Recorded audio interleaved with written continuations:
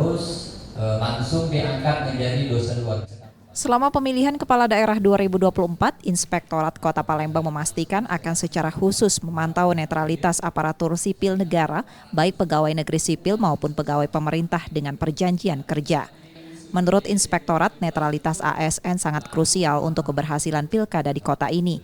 Jika ada ASN yang terbukti tidak netral, masyarakat diminta untuk melaporkan.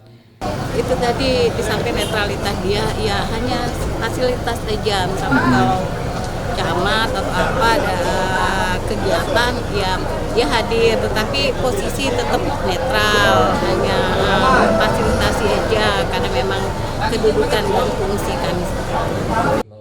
Inspektorat mengungkapkan bahwa sanksi berat mulai dari penurunan jabatan, pembebasan jabatan, hingga pemberhentian akan dikenakan bagi ASN yang melanggar ketentuan netralitas selama pilkada.